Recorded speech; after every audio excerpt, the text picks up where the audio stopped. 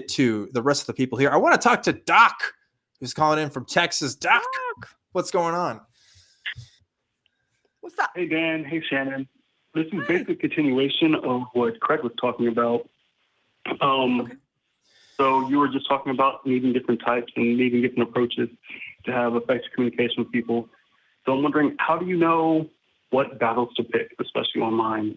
You talked about you're being one of the good ones online. I feel as a Black person, but often I have to see a lot of problematic things or things that I have issue with, and I'm never quite sure when to get on the battle. My family often tells me that I spend way too much time doing these sorts of things. So I was wondering what your perspectives on it would be.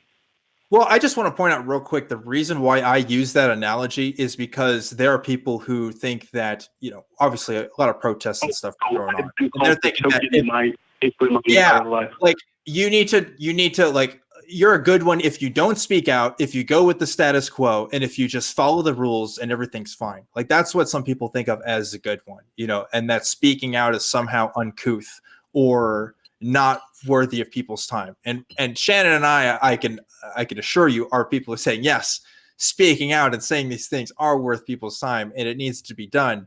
Here are some other ways you can do that. I think I would say that's how we do it. But yeah, picking and choosing your battles is really hard. And I want to talk about a failure I had recently because I think it's important to highlight the goods and the bads. I didn't speak out when I think I should have. I was at a thing about 2 weekends ago, and it wasn't, my place, and it was with some people I didn't know. And there were some people were saying some things about Black people in particular. And one of the things they said was, why can't we call them ends again?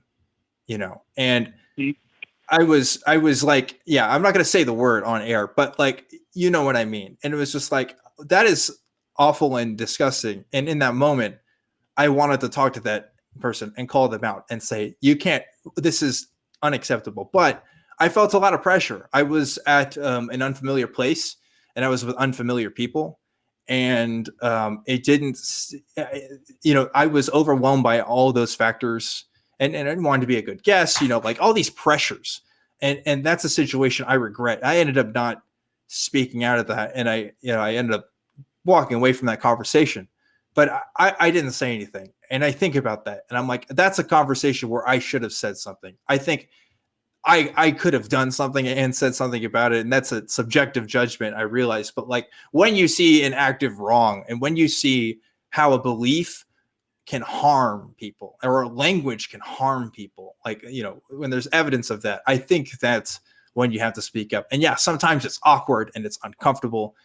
And you don't want to do it, but you really have to. It's fine and dandy to talk to other people like us who agree with all the same things that we agree with and, get that validation. But we're not going to be making any changes in the world unless we talk to the people that make us uncomfortable, that say things that we don't like and are radically different from how we think. So, yeah, just when you see that harm, I know y'all both have experience with communications and psychology, but how do you know? I know it's a subjective thing, but do you guys have any advice on what battles to pick? Because I know there's the issue with like the backfire effect and making people more set in their position when they hear opposition.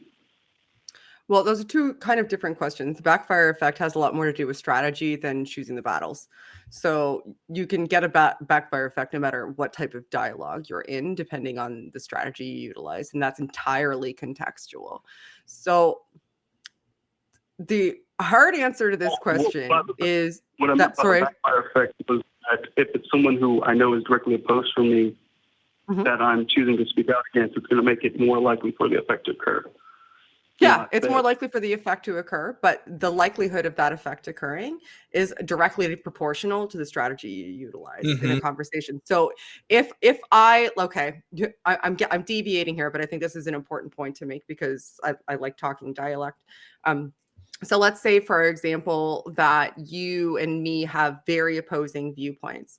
And you say, yeah, well, X is true. And I come at you and I say, you're a moron, you suck, and I can't believe you said X is true. Don't ever, ever come at me with that nonsense again. Shut up. You don't even deserve to talk. Now, that's scenario 1. Scenario 2 is I come at you saying, okay, I hear you saying X is true. I don't see it that way. Is there a chance that you and I could maybe see why we deviate? Which do you think is going to shut down the conversation right away to the point that the person digs their heels in? The one where they have a visceral emotional reaction to your approach, or the one where they think that you're attempting to hear them? Now that goes back to goals, right? Like the backfire effect is going to deviate. Like no matter what, people are going to fight to retain what they already believe. Everybody is, even me, all of the humans that are all people that have brains. Everybody has a bias for their own individual perspective as it currently sits.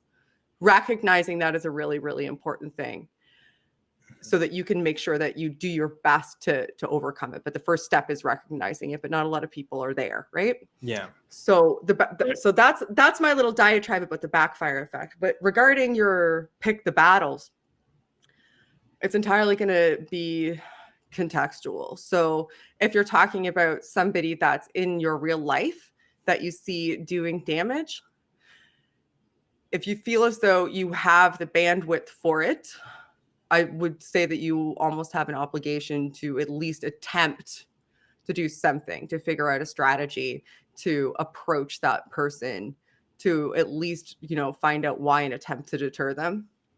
If we're talking online and you're just reading through anonymous internet posts all day, every day, you will rapidly run out of bandwidth, and you will reach a point of diminishing returns where you're not able to necessarily be an effective human being that lives a productive life. Because there are battles all day, every day, at an infinite density of battles that you can fight. Yeah.